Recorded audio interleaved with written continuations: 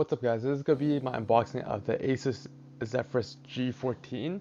The reason why this is such an exciting unboxing is because this is supposed to be a no compromise subcompact 14-inch gaming laptop that can handle pretty much everything from gaming to video creation to just basic everyday tasks. But yeah, let's dive into this.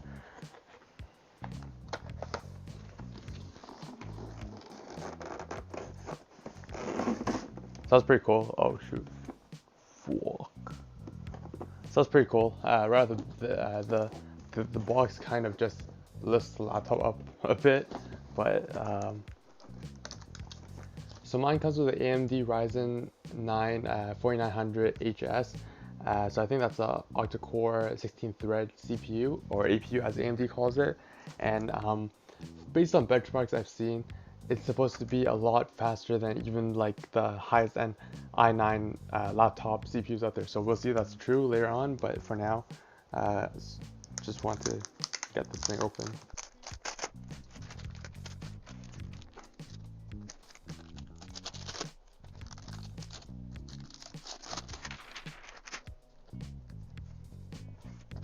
So right off the bat, it feels like a pretty premium device. It's obviously, it's clear, it feels like a very like high quality metal.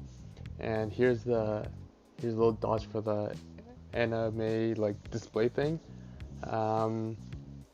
Yeah, just a quick walk around I guess of the ports. You have your USB-C, two USB-A's, a vent, your Kensington lock, nothing along the front. On the sides, you have your headphone microphone jack, another USB-C, HDMI, and your just power in, another just vent right there. And then along the back, I guess just more vents. You have a Zephyrus logo right there. I like the minimalistic design. It's a very clean look. It doesn't show anything that's too gamer. It looks pretty professional. It looks like I don't want to say sleeker, but just more a slightly more gamery / creative laptop compared to a MacBook, but it feels like it could compete with the MacBook in terms of quality. And just opening it up, here's just a cloth. Right off the bat, the keys themselves feel pretty high quality. They give decent feedback, tactile feedback, and they seem pretty well spaced for a 14-inch laptop. The arrow keys seem a bit small, but nothing that's outrageous. And yeah, so far nothing glaringly bad about the keyboard that I could tell. Sticker alignment is on point, and yeah, let's see if it has any power in it.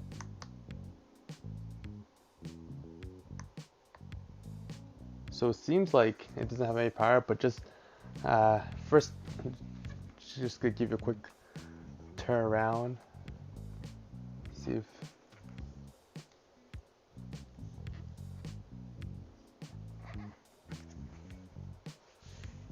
so yeah, first impressions is pretty sturdy, pretty high quality.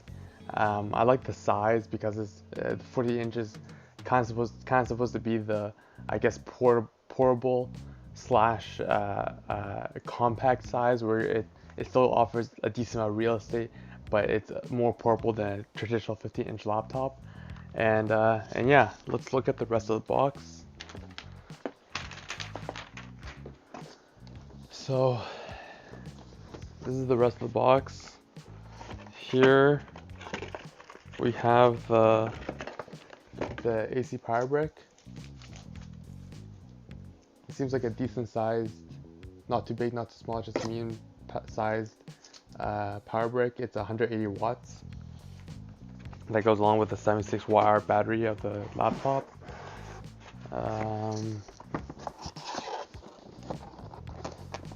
Here's the other side of the cable for the power brick. And what's this? And it comes with some manuals and stuff. Is there anything else? Nope, that seems to be everything.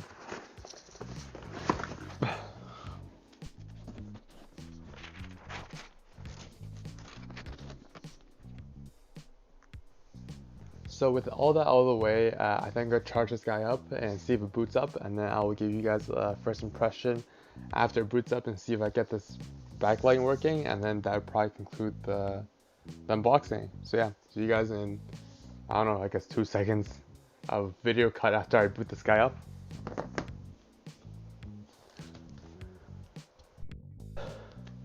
What's up guys? So it's actually been a couple weeks now. I've been kind of busy with work, but to you guys I guess it's been a few seconds.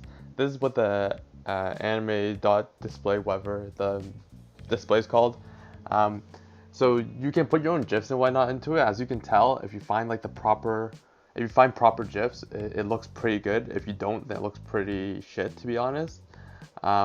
It's pretty customizable. Like I'll show you right here. You could turn sideways, and then I will decrease the size like that. So as you can, so basically, I'll show you what it looks like on the screen. Basically, you can see the overlay of the actual, I guess, slice of the screen, and you can see what it'll actually display. Here's your collection of GIFs or whatever that you saved, and they have some default ones down here. So I'll change it to another one to show you, like, to give you a bit of idea of some good ones.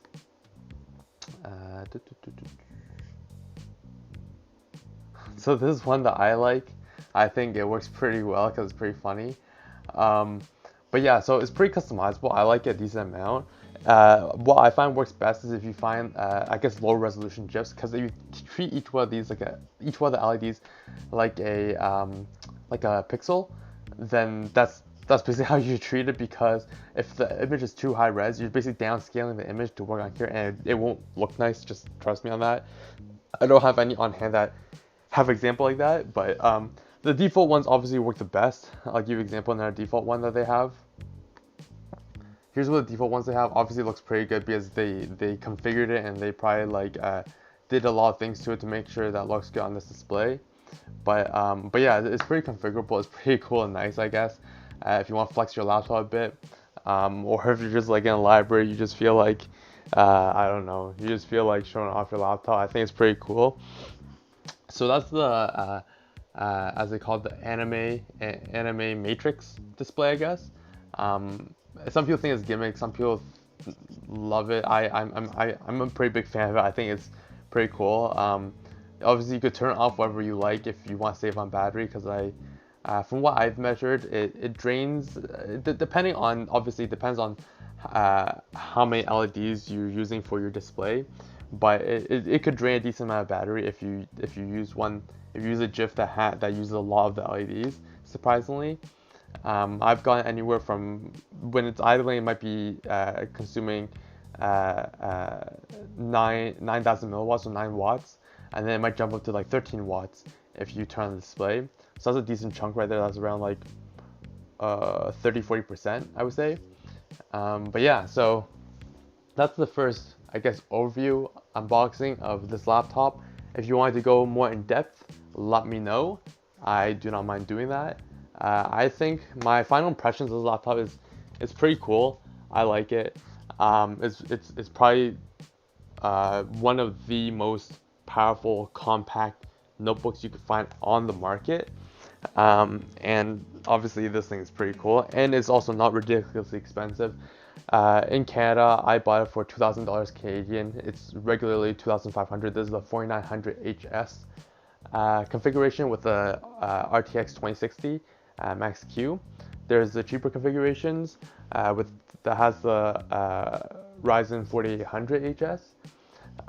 So it's kind of up to you, depending on the price. In America, I'm pretty sure it's $1450 USD. So that's definitely not a bad price when you consider competitive. Like, I guess the closest thing that I'd be compete against would be kind of like the razor blade type deal stuff. But yeah, thank you so much for watching.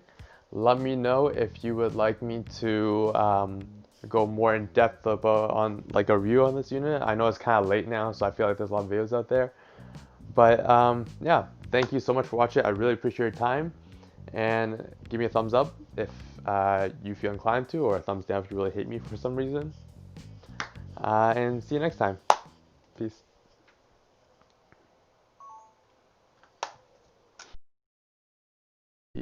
precise. The reason why this is such an exciting unboxing is because this is one of the very first, I guess, what the fuck do you call it? What's up? What's up, guys? Blah, blah, blah, blah, blah, blah. Sounds pretty cool. Oh shoot. Fool.